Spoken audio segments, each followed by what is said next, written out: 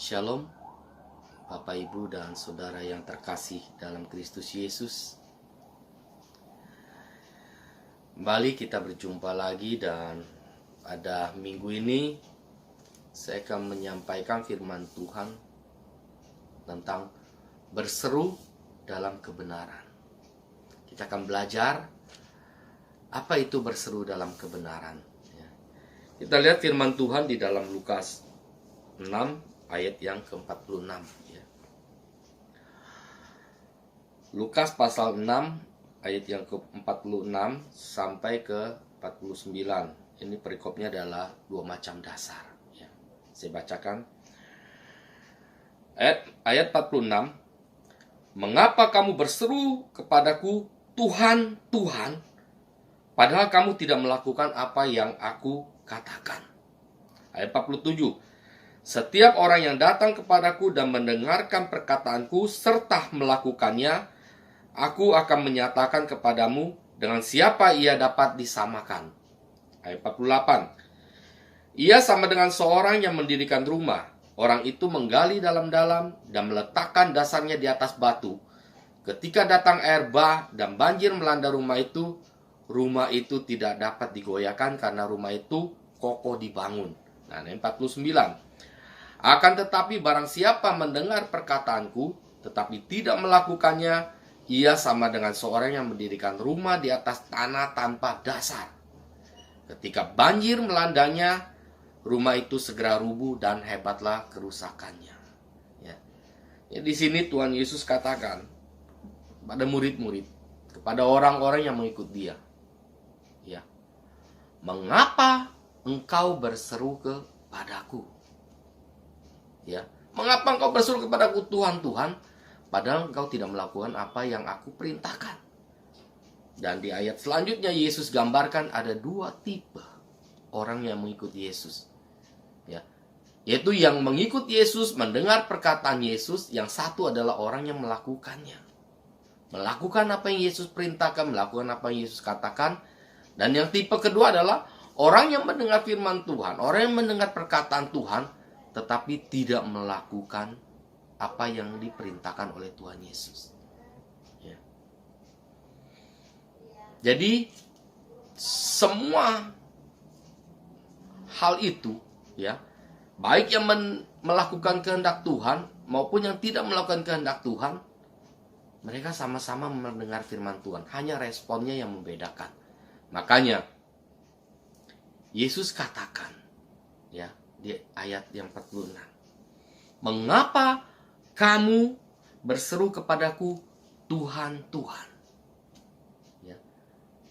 Yesus bertanya sama mereka yang mengikuti Yesus, kenapa kamu berseru kepadaku, Tuhan, Tuhan? Apa motivasi kamu berseru kepadaku? Tuhan, Tuhan, Tuhan, dan Tuhan. Ya. Yesus mau tanya, motivasi kamu berseru kepadaku apa? Mengapa kamu berkata, Tuhan, mungkin aku mau memuliakan namamu. Tuhan, aku mau melayanimu.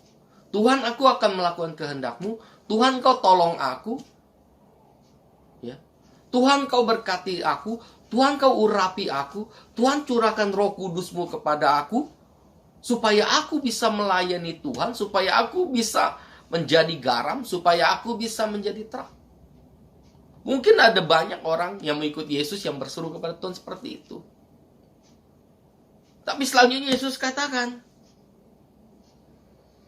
padahal kamu tidak melakukan apa yang aku perintahkan. Jadi di sini sangat penting. Motivasi kita berseru kepada Tuhan itu apa? Ya, apakah kita hanya berseru kepada Tuhan hanya semacam ungkapan di bibir saja untuk memuliakan nama Tuhan, untuk mengagungkan Tuhan? Ya, apakah kita berseru kepada Tuhan, Tuhan, Tuhan, aku mau melayani Engkau. Tuhan, aku mau mengiringi Engkau. Tuhan, aku mau melakukan kehendak Tuhan. Apakah itu hanya terucap dari bibir saja seperti yang Tuhan katakan kepada orang-orang Farisi dan ahli Taurat? Bahwa mereka memuji Bapa hanya dari mulutnya, tetapi hatinya menjauh daripadaku. Itu yang Tuhan kecam dari orang Farisi dan ahli Taurat, dari imam-imam. Kenapa? Mereka hanya berseru memanggil memuliakan nama Bapa, memanggil berseru memuliakan nama Tuhan, tetapi hatinya tidak bertaut kepada Tuhan, tetapi dia tidak melakukan kehendak Tuhan. Dan hal inilah yang Tuhan pertanyakan pada kita. Kita sering berseru kepada Tuhan, ya. Kenapa? Karena ada konsekuensi yang akan kita terima bila kita berseru kepada Tuhan dan tidak di dalam kebenaran, ya. Di dalam Matius 7 ayat 21, ya, firman Tuhan katakan seperti ini. Demikian firman Tuhan. Bukan setiap orang yang berseru kepadaku, Tuhan, Tuhan, akan masuk ke dalam kerajaan sorga, melainkan dia yang melakukan kehendak Bapakku yang di sorga. Yesus katakan, bukan setiap orang yang berseru kepadaku, Tuhan, Tuhan, akan masuk ke dalam kerajaan surga, melainkan siapa? Dia yang melakukan kehendak Bapakku. Jadi orang yang bisa berseru dalam kebenaran, artinya orang itu akan berseru kepada Tuhan, dan orang itu akan masuk ke dalam kerajaan surga. Dengan cara seperti apa? Dia berseru kepada Tuhan dan melakukan firman Tuhan. Nah, inilah yang harus kita lakukan. Makanya Yesus menggambarkan dua tipe orang, ya, di ayat 48 dan 49. Yang satu adalah apa? Dia mendengar firman Tuhan, dia mendengarkan perkataan Tuhan, dan dia melakukannya. Dan Yesus katakan, orang ini adalah orang yang luar biasa, ya. Orang itu menggali dalam-dalam dan meletakkan dasarnya di atas batu. Artinya dia membangun rumah itu dengan cara dia menggali dalam-dalam, menggali firman Tuhan, meletakkan iman dia di atas batu yang kokoh, yaitu di atas dasar Kristus Yesus. Sehingga bangunan yang dia bangun ketika ada datang air bah, ketika ada datang banjir besar melanda, ada datang angin topan, bangunan itu tetap kokoh berdiri. Kenapa?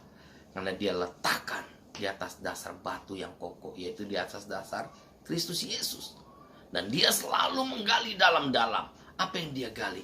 Firman Tuhan. Dan orang yang tipe kedua, yaitu yang di 49. Akan tetapi barang siapa mendengar perkataanku tetapi tidak melakukannya, ia sama dengan seorang yang mendirikan rumah di atas tanah tanpa dasar. Jadi orang yang mendengar firman Tuhan tapi tidak melakukan perintah Tuhan, dia sama saja membangun rumah di atas tanah. Sehingga apa? Ketika ada banjir saja sedikit, bangunan itu akan roboh. Ketika ada topan sedikit saja angin kencang, bangunan itu akan rusak.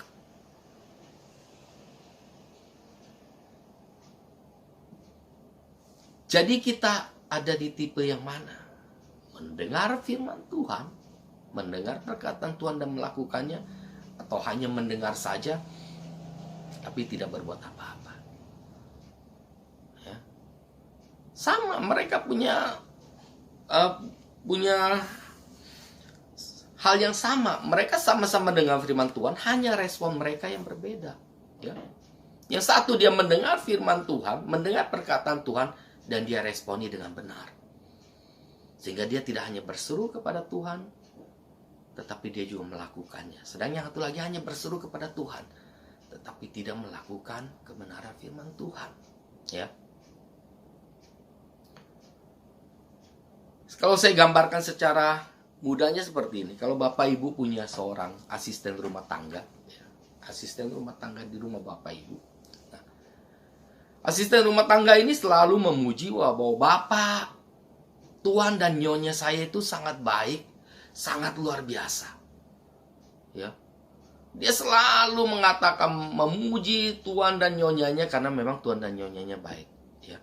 Terus dia sering berkata seperti ini, Tuan, itu baju kotor yang digantungkan mau diapain? Nah, dia tahu segala. Ada baju kotor digantung. Dan Tuhan bilang, ambil dan cuci. Terus dia bilang sama Nyonyanya, Nyonya, air panas di termos habis. Terus Nyonyanya bilang, ya udah masak aja terus masukin lagi. Ya kan? Atau dia bilang, Nyonya, Air di bak udah habis, terus nyonya bilang nyalakan air pump, ya kan? Isi lagi. Dan dia banyak bertanya. Dan dia oke, nyonya, oke Tuhan. Tetapi dia tidak melakukan apa yang diperintahkan tuannya. Apa yang akan terjadi? Apakah Bapak Ibu akan mempertahankan asisten rumah tangga yang seperti ini? Yang hanya pintar berkata-kata, yang hanya pintar berucap, pintar memuji, tetapi tidak dapat melakukan pekerjaannya dengan baik. Apakah Bapak Ibu akan pertahankan orang seperti ini? Saya percaya tentu Anda tidak akan pertahankan dia. Dan Anda pasti akan memecat dia. Demikianlah Yesus. Ya. Yesus tidak butuh orang memuji, memuliakan nama dia. Yesus tidak butuh orang yang berjanji, Tuhan aku akan melakukan pekerjaan. Aku akan mengikuti engkau. Aku menyertai engkau. Tetapi dia tidak pernah melakukan perkataan Tuhan. Dan Tuhan tidak mau orang seperti ini. Makanya Tuhan peringatkan dengan keras. Tuhan pertanyakan dengan keras motivasi kita. Dia katakan, mengapa engkau berseru kepadaku Tuhan, Tuhan? Kenapa?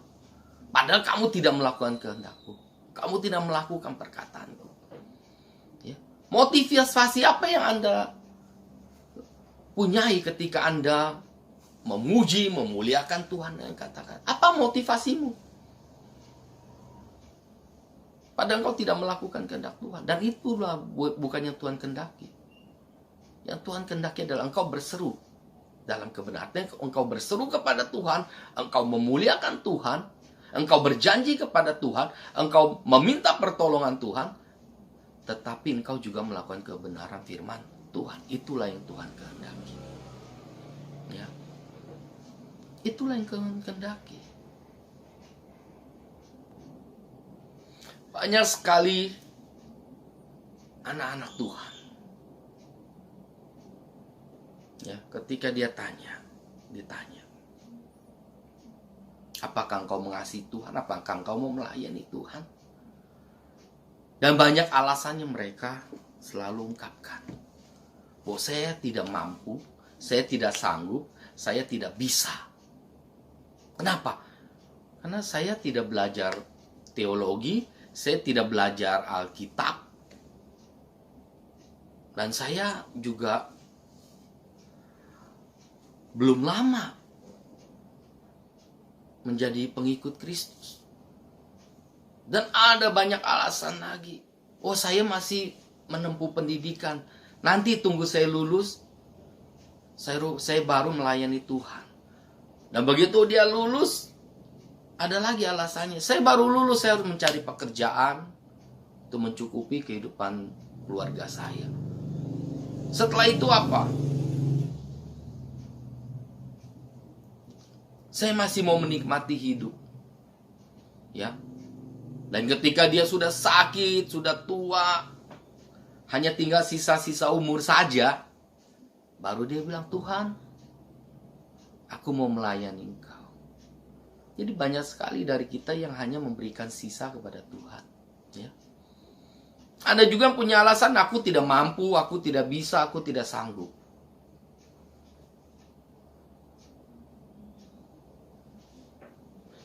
Melayani Tuhan, melakukan firman Tuhan, Tuhan tidak pernah memilih orang yang sanggup dan bisa. Ya. Kita lihat murid-murid Yesus, para rasul. Apakah di Yerusalem kekurangan orang pintar?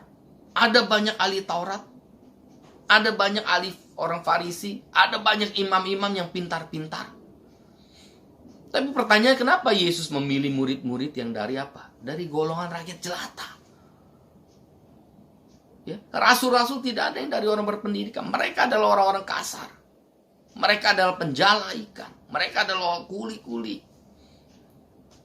Kenapa Tuhan memilih mereka? Karena Tuhan tahu motivasi mereka ketika mereka mengikuti Yesus, yaitu mereka sungguh-sungguh melakukan kehendak Kristus. Dan mereka adalah orang yang tulus hati. Dan inilah yang Tuhan cari.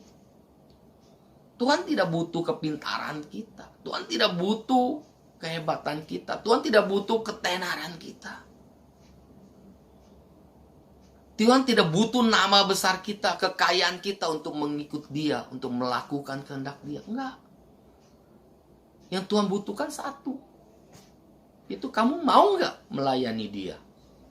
Ya. Kamu mau nggak melakukan firman Tuhan? Bukan masalahnya kita sanggup apa nggak sanggup, bisa apa tidak bisa. Bukan. Masalahnya adalah mau apa enggak kita ikut Tuhan dan melakukan firman Tuhan. Hanya itu aja. Paulus ketika dipanggil oleh Tuhan, ketika dia menyatakan dirinya untuk ikut Yesus, untuk ikut Tuhan, dan dia tinggalkan segala kemewahan hidup dia yang dulu, nama besar dia, kekayaan dia, ketenaran dia, dia tinggalkan semuanya. Bahkan dia bilang, dia katakan itu adalah sebuah sampah yang harus dia buang. Dan itu yang Paulus lakukan. Dan ketika Paulus melayani Tuhan, apakah Tuhan menjanjikan bahwa kamu akan membangkitkan orang mati, kamu akan menyembuhkan orang sakit, kamu akan mengusir setan, kamu tidak akan mati walau digigit ular tedung, kamu akan terhindar dari ganasnya gelombang laut? Apakah Yesus janjikan seperti itu kepada Paulus? Dia tidak janjikan itu. Tetapi Paulus bisa melakukan semua itu, ya. Kenapa? Karena Paulus benar-benar mau mengikuti Tuhan. Dia berseru kepada Tuhan di dalam kesesakan. Dia berseru kepada Tuhan ketika melakukan kehendak Tuhan. Dia berseru dan memanggil Tuhan, memuliakan, memuji nama Tuhan. Tapi dia juga melakukan kehendak Tuhan. Melakukan firman Tuhan. Sehingga Tuhan sertai dia dengan tanda-tanda dan mujizat-mujizat. Dan inilah yang dijanjikan Tuhan. Tuhan tidak menjanjikan bahwa engkau mampu, engkau pasti bisa melayani aku dengan kekuatan kuasa, dengan bla bla bla. Tuhan tidak janjikan. Tuhan cuma bilang, aku akan menyertai engkau sampai akhir zaman, dan aku akan menyertai engkau dengan tanda-tanda dan mujizat-mujizat.